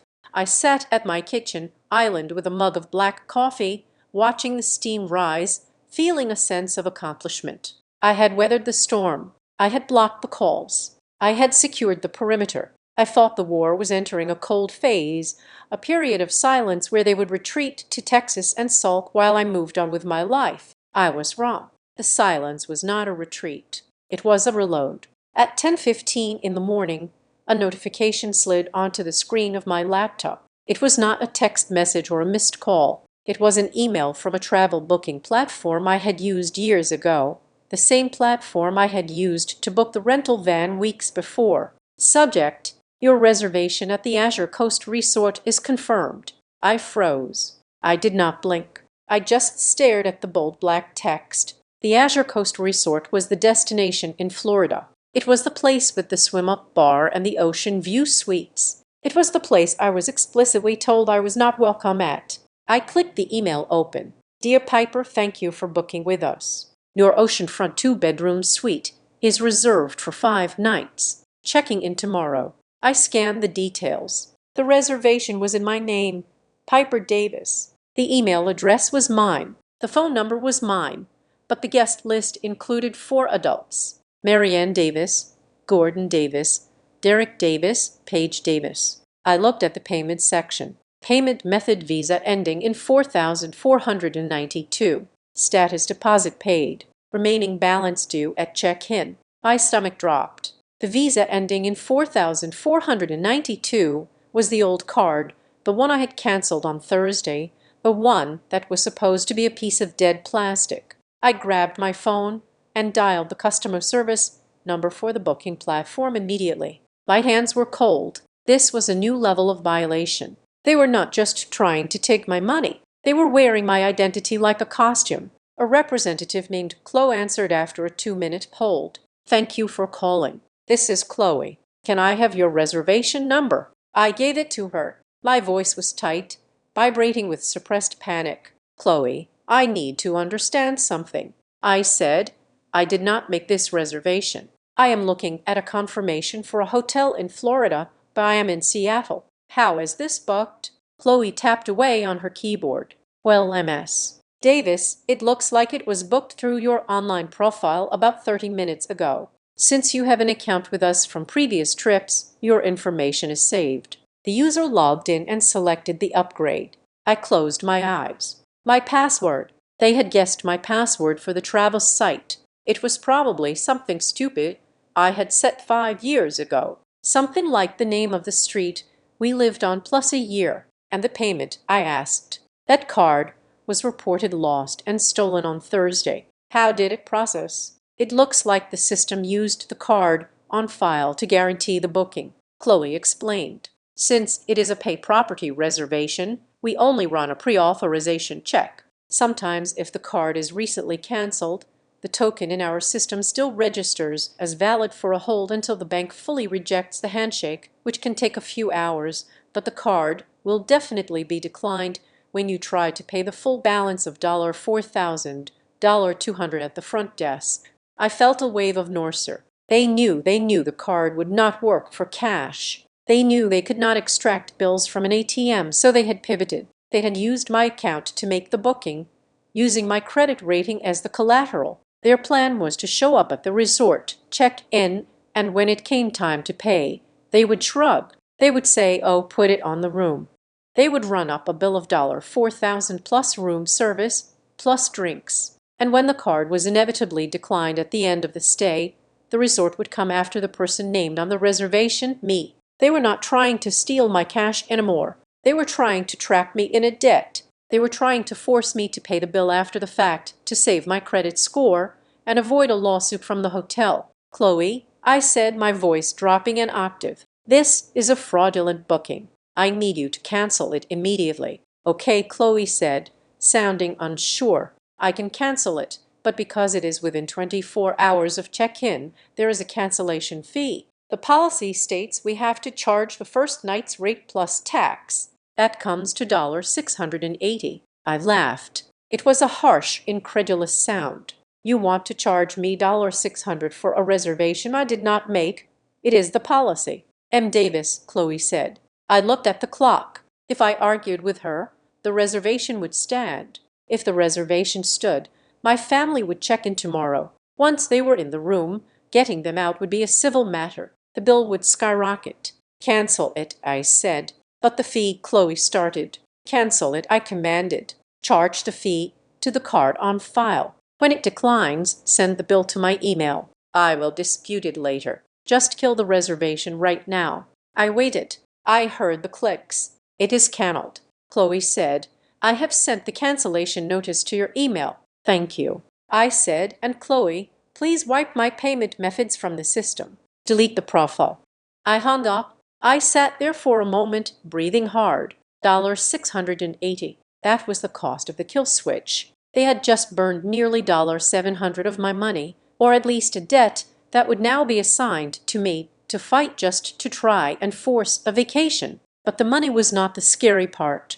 The scary part was the access. They had logged into my travel account. They had navigated my profile. They had impersonated me. This was not a family dispute. This was identity theft. I opened a new tab on my browser. I went to the websites for the 3 major credit bureaus: Equifax, Experian, TransUnion. I did not hesitate. I initiated a total security freeze on all 3. I filled out the forms. I created PINs that were random strings of numbers I generated using a secure app. I watched the progress bars load. Credit report frozen. New inquiries blocked. No one could open a credit card in my name. No one could take out a loan. No one could buy a car. If they tried to use my social security number to open a tab at the resort, the system would flag it instantly. I was building a digital fortress around my existence. My phone on the desk lit up. It was a voicemail notification. The transcription preview said, "New voicemail from unknown caller." I knew who it was. They had found a payphone or used a hotel lobby phone or borrowed a stranger's cell. I pressed play. The sound of my mother's voice filled the kitchen. But it was not the sweet voice, and it was not the angry voice. It was a voice I had never heard before. It was breathless, jagged, and terrified. "Piper, you are humiliating us. We are at the airport. The app says the booking is canceled. We have already checked our bags. Do you have any idea what you are doing?" There was a pause. I could hear airport announcements in the background. I could hear my father shouting something unintelligible. Then her voice dropped. It became a low, guttural whisper. "You think you can just cut us off? You think you are the only one with power? We raised you. We know everything about you. We have your social security number. We have your birth certificate. We know where you bank. We still have your information." She emphasized the word information like it was a weapon. "Don't make this worse, Piper. Fix the booking or we will start using what we know." The message ended. I sat there frozen. The air in the kitchen felt suddenly thin. "We still have your information." It was a threat. A direct, unequivocal threat. She was telling me that if I did not pay for their vacation, she would use my identity to destroy me. She would open accounts. She would ruin my credit. She would bleed me dry using the data she possessed simply because she had given birth to me. My hands started to shake, not from fear, but from a profound, sickening realization. I had been treating this like a boundary issue. I had been treating this like a toxic family dynamic that could be managed with blocked numbers and therapy, but this was a crime. I saved the voicemail. I'd exported the audio file. I sent it directly to Sarah Jenkins, my lawyer. I typed a message to Sarah. They just threatened to use my personal data to commit financial fraud if I do not comply. Listen to the audio. This is extortion. Then I went to work. I did not cry. I did not panic. I went into survival mode. I logged into my primary email account, the one I had used since college, the one my family knew. I set up a forwarding rule to a brand new encrypted email address I created right then and there. Then I went through every critical service, my bank, my retirement fund, my health insurance, my company payroll portal, and changed the contact email to the new one. I changed every password. I used a random generator for everything. 64 characters of gibberish. I enabled two-factor authentication on everything that offered it, linking it to an authenticator app on my phone, not my phone number. I knew they could try to SIM swap me if they were smart enough or if Derek knew a guy. I cut that line off too. I worked for 3 hours straight. I scrubbed my digital footprint. I removed my address from people search websites. I alerted my building management that my identity was compromised. By 2:00 in the afternoon, I was exhausted. My eyes burned. My fingers itched, but I was secure. I stood up and walked to the window. The city below was moving on, oblivious to the fact that I had just fought a war from my kitchen counter. I thought about my mother standing in the airport. I thought about the cancellation fee. I thought about the threat. "We have your information." She was right. They had my history. They had my past. They knew the name of my first pet and the street I grew up on. But they did not have my future. I realized then that the bridge was not just burned. I had nuked the canyon. There was no going back to Thanksgiving dinners. There was no going back to awkward Christmas mornings. You do not reconcile with people who threatened to steal your identity. You prosecute them. My phone buzzed one last time. It was a text from Sarah Jenkins. I heard the voicemail. "This is actionable. I am drafting a criminal referral as a contingency. Do not engage. You are doing everything right." I put the phone down. I was alone in my apartment. The silence was absolute. But for the first time, the silence did not feel like an absence of noise. It felt like a shield. I walked to the fridge and opened a bottle of sparkling water. The sharp hiss of the carbonation escaping sounded like a celebration. I took a sip. It tasted like cold, clean resolve. "You wanted a vacation," I thought, looking at the gray sky. "Well, you just got a permanent one from my life." For the first time in my adult life, I woke up without a deficit. I do not mean a financial deficit, though that was certainly true as well. I mean an energetic deficit. For 33 years, I had started every morning with a negative balance. My emotional reserves already overdrawn by the anticipation of my family's needs. I used to wake up wondering who was going to call, who needed money, whose crisis I would have to manage before I had even brushed my teeth. But now the silence in my apartment was not empty. It was full. It was full of time. It was full of possibilities. The week following the airport threat was a revelation. When you stop pouring your energy into a black hole, you are amazed at how much you have left for yourself. At Copline Created Systems, the difference was immediate. I was no longer the project manager who was efficient but exhausted. I was sharp. I was dangerous. On Tuesday, I walked into a strategy meeting for a new client, a massive sustainable energy firm that had been giving us headaches for months. Usually, I would sit in the back taking notes and putting out fires. This time, I stood up. I walked to the whiteboard. I dismantled their current branding strategy in 10 minutes and proposed a new architecture that was cleaner, smarter, and under budget. When I finished, the room was quiet. My boss, a woman named Elena, who rarely handed out compliments, looked at me over the rim of her glasses. "Piper," she said, "where have you been hiding that?" I smiled. It was not the Copline face. It was just me. "I have been distracted."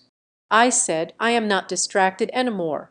By Friday, Elena had put me in charge of the entire account. It came with a title bump and a salary increase of 12%.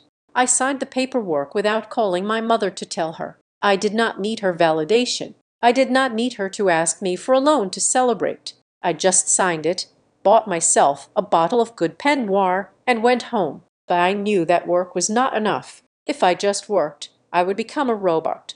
I needed to reclaim the parts of myself that had atrophied. So I signed up for a cooking class. It was a pastor-making workshop in a converted loft in Capitol Hill. It was the kind of thing Paige would have mocked as pretentious and Derek would have called a waste of money because you can buy pastor for $2. I walked in on Saturday evening feeling strangely nervous. I was wearing an apron. My hands were covered in flour and I was trying to knead a bowl of dough that refused to cooperate. Need a hand with that. I looked up. Standing at the station next to me was a man. He was about my age, maybe a little older. He had dark hair, laugh lines around his eyes, and a smear of flour on his cheek. He was not devastatingly handsome like a movie star. He was just normal. He looked kind. "I am Piper," I said. "And yes, I think my dough hates me." "I am Miles," he said. He reached over and showed me how to use the heel of my hand. "You have to be firm with it. It senses fear." We laughed. It was a small moment, insignificant in the grand scheme of the universe, but for me it was seismic. We talked for the next 2 hours. We talked about the rain in Seattle. We talked about the best pizza places in the city. He did not ask me what I did for a living immediately. He did not ask me if I had connections. He did not ask me for anything. He was just a man making ravioli, enjoying the evening. At the end of the class, while we were packing up our containers of misshapen pasta, Miles looked at me. "I am going to grab a coffee next door," he said. "Would you like to join me?" No pressure. I hesitated. The old Piper would have said no. The old Piper would have checked her phone to see if Mom was having a meltdown. The old Piper would have felt guilty for enjoying herself while her family was miserable. I looked at my phone. It was silent. "I would love that," I said. We sat in the coffee shop for an hour. Miles Carter was an architect. He designed libraries. He spoke about light and space with a quiet passion that was soothing. He was steady. He was the antithesis of the chaos I had been raised in. For the first time in years, I felt like a person, not a function. And then the vibration happened.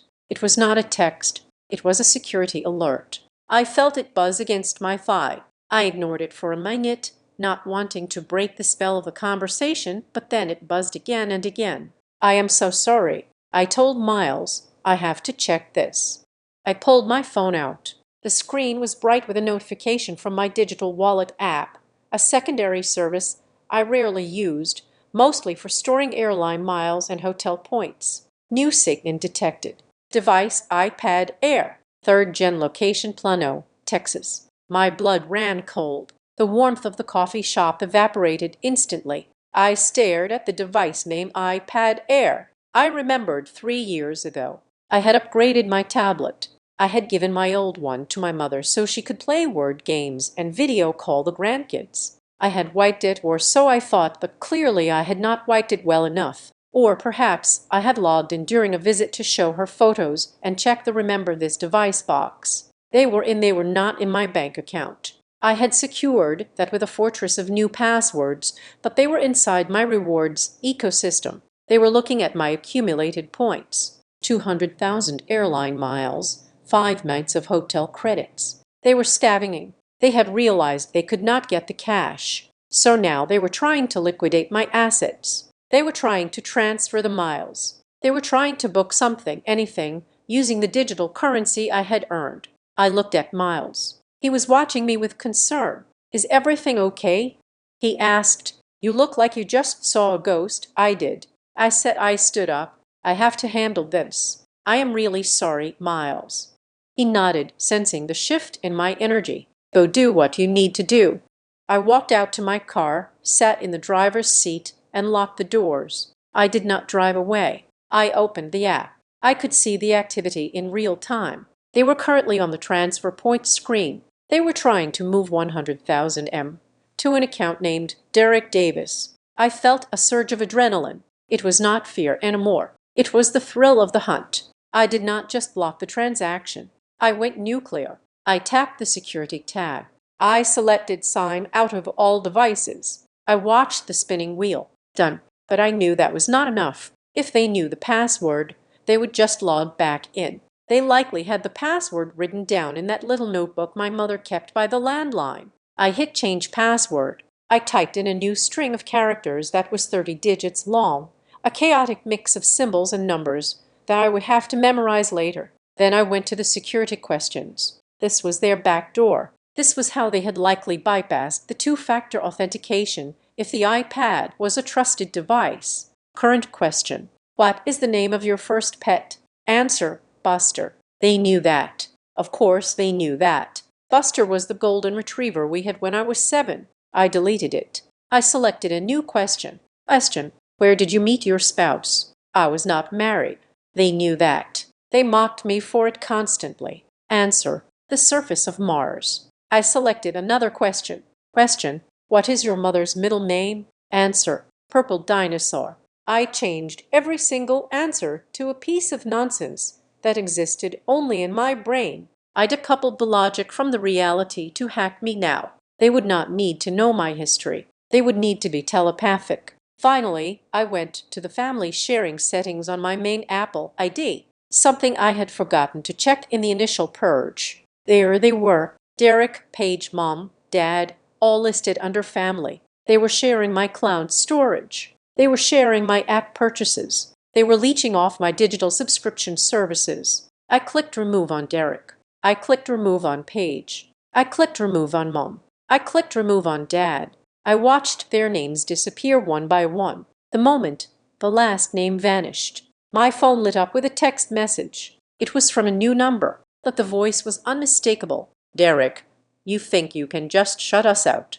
We are watching the screen. You just kicked us off. That is theft. Piper. Those points belong to the family. I stared at the word theft. The irony was so dense it could collapse a star. I took a screenshot. I added it to the documentation folder. Then Paige sent a text. It was a wall of text, a solid block of gray bubbles. Paige, you ruined my life. Do you know how embarrassed Mom is? We are the laughingstock of the church. I had to pay for my own flight home. I maxed out my credit card because of you. You are a monster. I hope you die alone with your money. I read the words, monster, die alone. I felt a strange pang of pity, not for myself, but for them. They were so small. They were so trapped in their own narrative of entitlement that they genuinely believed I was the aggressor for closing the vault. I did not reply. I remembered Sarah Jenkins' advice. Silence is not just a boundary. It is evidence. Every time you do not reply, you prove that you are the rational party de-escalating the conflict. Let them scream. We are printing the transcripts. I saved Paige's text. I blocked the new numbers. I sat in the dark car, listening to the rain drum against the roof. The attack had been thwarted. My miles were safe. My cloud storage was mine alone. But I realized something. I could not stay in Seattle next week. Next week was the week of the vacation. The vacation I was supposed to pay for. The vacation I was excluded from. If I stayed here, I would be looking over my shoulder. I would be waiting for them to show up at my office. I would be checking the camera feed every 5 minutes. I needed to be physically gone. I needed to be somewhere they could not find me. Somewhere the cell service was spotty and the air was clean. I opened my travel app, the one they had tried to hijack. I searched for Whidbey Island. It was only a few hours away, a ferry ride across the Sound, but it felt like a different world. I found a cabin. It was small. It was perched on a bluff overlooking the water. It had a wood-burning stove and no television. The dates, the exact same dates as their Florida trip. I booked it. I paid with my new card. I did not post about it on social media. I did not tell anyone, not even Alyssa. I closed the phone. I thought about Miles Carter and his flower-covered hands. I thought about the way he listened. I thought about the surface of Mars. I started the car. I was not running away. I was running toward something. I was running toward a week where the only voice I would hear would be the wind in the trees and the thoughts in my own head. I drove home, the city lights blurring past me. Let them text. Let them try to guess the name of a purple dinosaur. I was going to an island, and for the first time the isolation would be a luxury, not a punishment.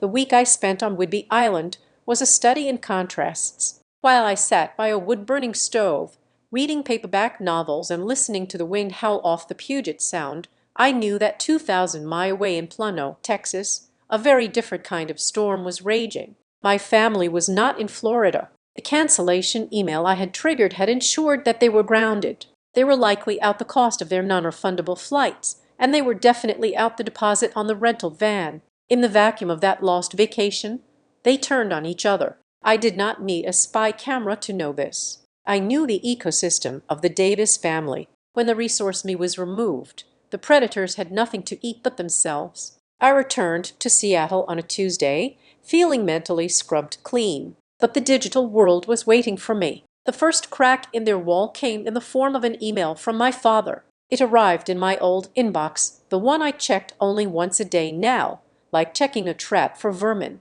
Subject: thinking of you. I opened it. Piper, I know things got heated. Dad should have stopped the joke at dinner before it went too far. I am sorry your feelings were hurt. We are all just under a lot of stress with the lost money from the trip. Your mother is really struggling. Please just call us so we can work this out. We are a family. I read the email twice. I dissected it like a biological specimen. Dad should have stopped the joke. He was using the third person, distancing himself from his own inaction, and he was still calling it a joke. He was minimizing the cruelty of vacation without you into a mere slip of the tongue rather than a statement of intent. And then we are under a lot of stress with the lost money. There it was, the hook. He was not writing to apologize for the humiliation or the attempted theft. He was writing because the financial consequences were starting to bite. He wanted me to call so he could pivot the conversation to a loan. He wanted to smooth things over just enough to get the credit card number back. I did not reply. I realized that an apology offered only to alleviate the offender's discomfort is not an apology. It is a manipulation. If I answered, I would be validating his premise that this was a two-sided conflict. It was not.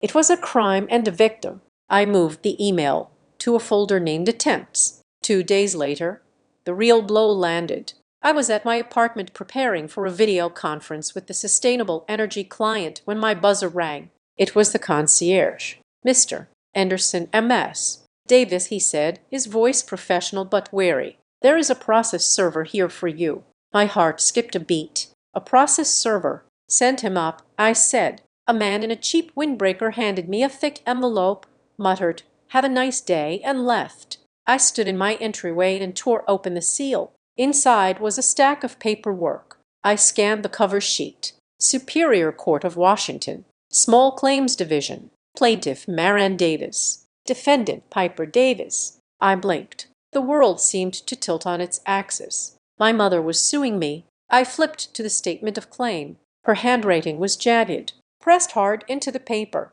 Claimed the defendant, Piper Davis, entered into a verbal contract to fund a family vacation. Relying on this promise, the plaintiff incurred expenses for flights and deposits. The defendant then maliciously canceled the booking and blocked access to agreed-upon funds, causing financial damages of $4,500. The plaintiff seeks reimbursement for these losses, plus emotional distress. I burst out laughing. It was a sharp, incredulous sound that bounced off the walls of my empty apartment. It was the laughter of someone witnessing the absolute limit of human delusion. She was suing me for the money she failed to steal. She was dragging me into a court of law to argue that because I had been a doormat for 10 years, I was legally obligated to remain a doormat forever. She was claiming that my credit limit was a verbal contract. But as the laughter faded, a cold realization set in. This was not just about the money. This was about the stage. My mother was an actress without an audience. She had lost the audience of Facebook when she deleted her post. She had lost the audience of the family when the vacation fell apart. Now she wanted a judge to be her audience. She wanted to stand in a room and point a finger at me and tell a story where she was the victim of a cruel, rich, heartless daughter. She wanted to legally compel me to look at her. I walked to my desk and picked up my phone. I dialed Sarah Jenkins. "Sarah," I said, "you are not going to believe this." I read her the claim on the other end of the line. Sarah was silent for a moment. Then she let out a low whistle. "This is a nuisance suit, Piper," Sarah said. "It is frivolous. In small claims court, you cannot sue for emotional distress, and a verbal promise to give a gift is generally not an infallible contract. She has no case, but she filed it." I said, "Yes," Sarah said, "because filing fee is cheap and she's desperate. She thinks you will settle. She thinks you will be so terrified of a public court record that you will write a check for $5,000 just to make it go away. It is a shakedown." I looked at the paperwork in my hand. I looked at my mother's signature at the bottom, the looped decorative script she used for Christmas cards. I am not settling. I said, good. Sarah said, then we prepare. And Piper, we do not just defend, we destroy the premise over the next 48 hours. I became a historian of my own abuse. Sarah guided me through the preparation. We needed to build a timeline that was unimpeachable. I printed the bank records. I highlighted the date and time of the Thanksgiving dinner. I printed the screenshot of the group chat, the crucial exchange. I cannot wait for our vacation. Mom, vacation is for family without you. That was Exhibit A. That was the proof that there was no contract. She had explicitly excluded me. You cannot have a contract with someone you have kicked out of the deal. Then Exhibit B, the notification. Pending cash advance, $7,940. The location, Plano, Texas. The status declined. Then Exhibit C, the text message from Mom. I am handling it right now. The timestamp matched the bank attempt perfectly. And finally, the video file, the footage from my doorbell camera. The moment she whispered, "You are not part of this family anymore." I organized everything into a binder. I used color-coded tabs. I was treating this like a project for Copper Line. My mother was the problem client, and the judge was the stakeholder I needed to win over. On Friday night, a listener came over. She brought a bottle of wine in a look of sheer disbelief. I cannot believe she actually did it, a listener said, reading the court summons.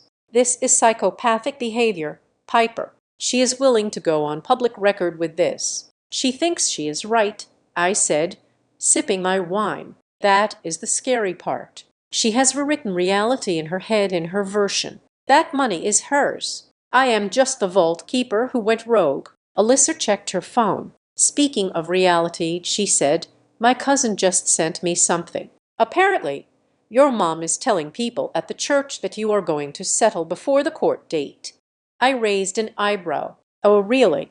Alyssa nodded. She read from her phone. Marianne says Piper knows she's in the wrong. She says Piper's name was on the reservation, so legally she is on the hook. She says she's just teaching you a lesson about responsibility. I felt a flash of heat, but I tamped it down. Responsibility, I repeated. That was their entire strategy. They were banking on my shame. They thought that the Piper who used to apologize for existing would resurface the moment a judge looked at her. They thought I would crumble under the weight of family duty. I stood up and walked to the hallway mirror. I looked at myself. I was wearing sweatpants and a t-shirt, but I looked different than I had a month ago. My shoulders were lower. My jaw was set. I am not settling. I told Alyssa's reflection in the glass. And I am not teaching her a lesson. I am handing her a receipt. I practiced what I would say. I knew that in small claims court, you do not get a lawyer.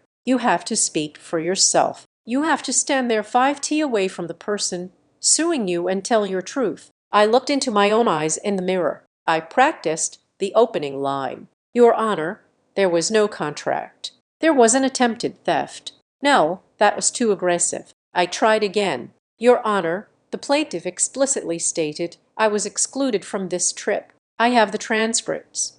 Better clinical detached. I thought about the phrase my mother had used in the voicemail. We have your information. I thought about the years of can you just cover this and we will pay you back. I took a deep breath. Access is earned. I whispered to the mirror. It became my mantra. Access is earned. Access to my money. Access to my time. Access to my love. They had earned nothing. They had spent my capital and then sued me for closing the bank. The court date was set for the following Monday. It was a mandatory mediation session first, followed by a hearing if we could not agree. I knew we would not agree. I spent the weekend alone. I did not go to the cooking class. I did not text Miles. I needed to be sharp. I reviewed my binder until I had memorized every timestamp.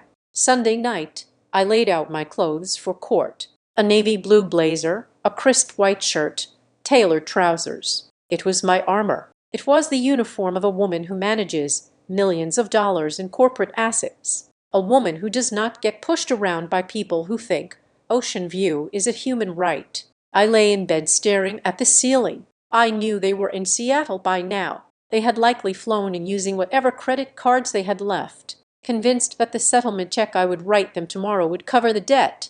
They were expecting a nervous, guilty daughter. They were expecting the version of me that they had created. They were in for a shock. I closed my eyes and let myself sleep.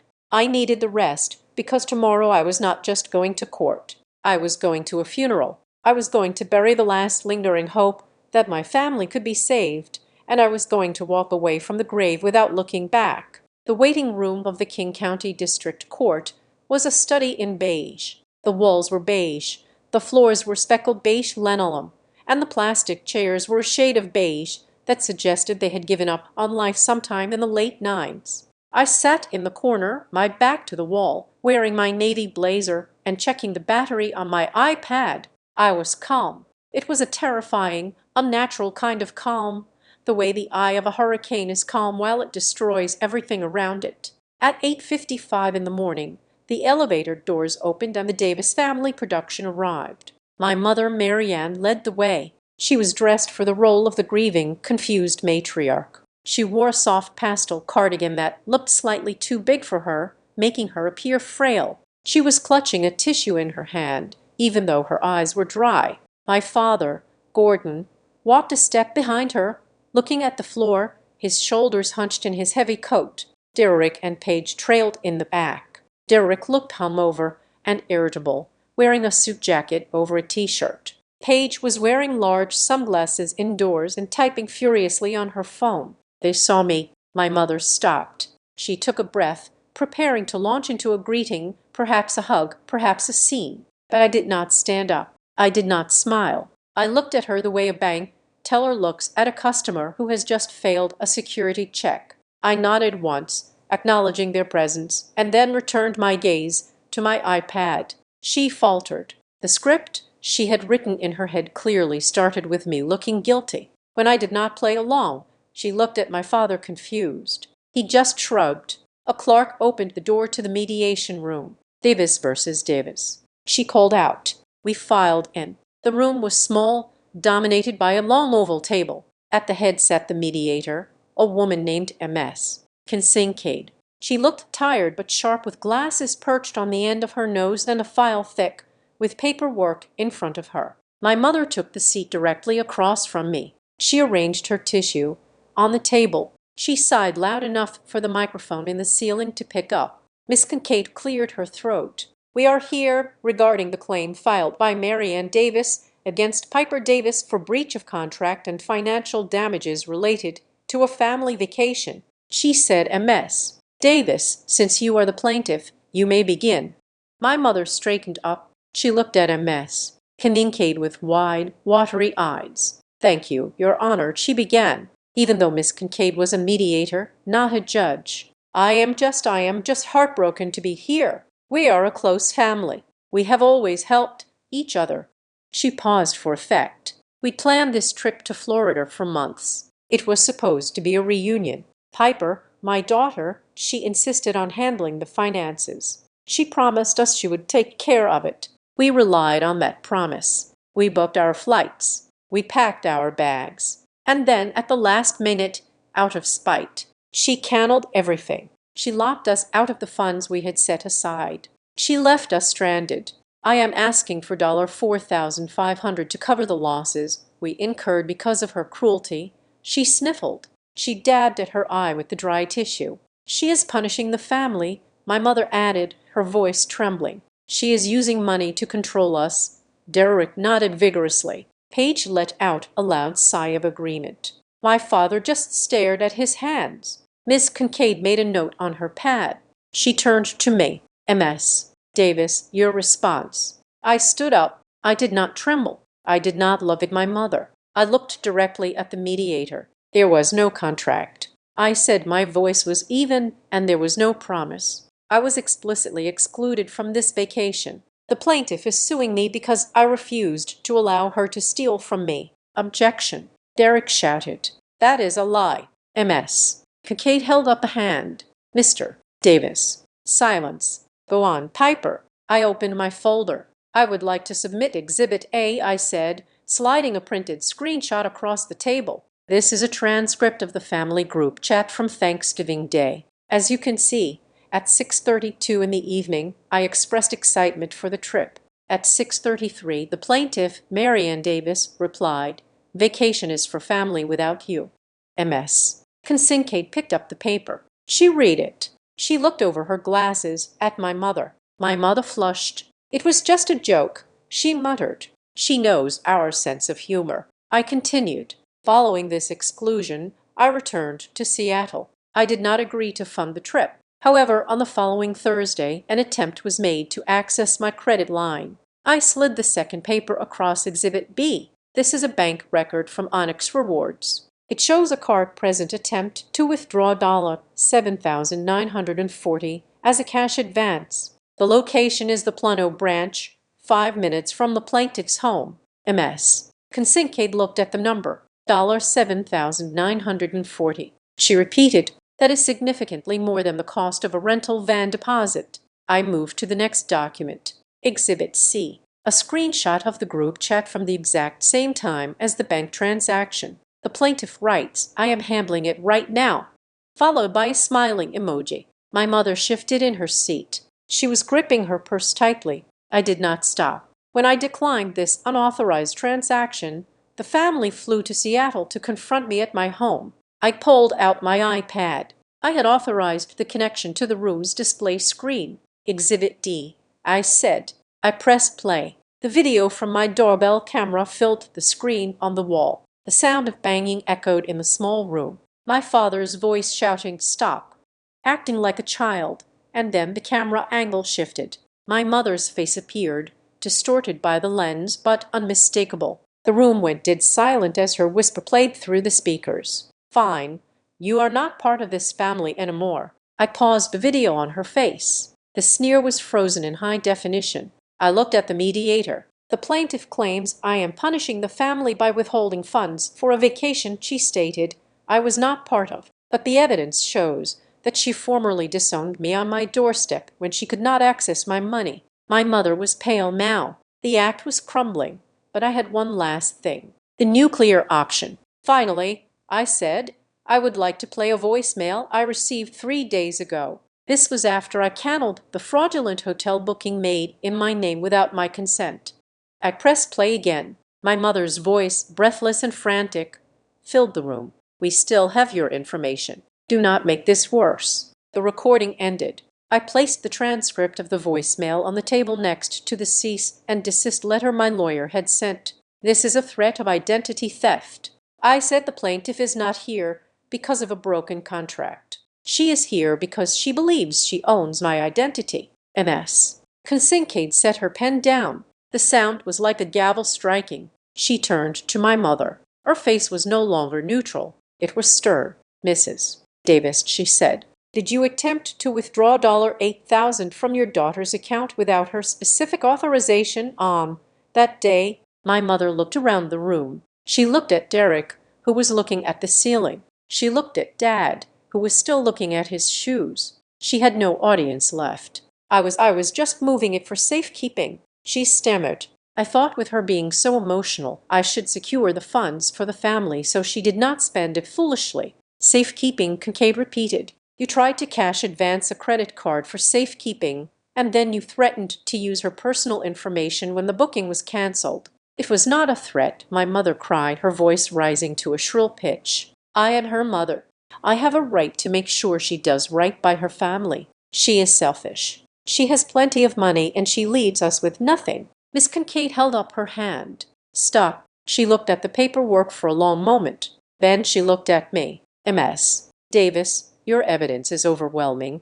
She turned back to my mother. "Claim denied," she said firmly. "There is absolutely no evidence of a contract. In fact, the evidence suggests a pattern of financial abuse and harassment." My mother gasped. "Abuse." Miss Kincaid leaned forward. "Mrs. Davis, I am going to be very clear. This hearing is over. You are not getting a dime. Furthermore, based on the voicemail I just heard, I am putting a note in this file. If you attempt to use your daughter's personal information to open accounts, access credit, or interfere with her finances in any way, you will be looking at criminal charges for identity theft and fraud. Do you understand me?" My mother did not answer. She just sat there, her mouth opening and closing like a fish out of water. "Do you understand me?" Ms. Kincaid repeated louder. "Yes," my father whispered. "We understand." "Dismissed," Ms. Kincaid said. I packed up my iPad. I closed my binder. I stood up and walked out of the room without looking back.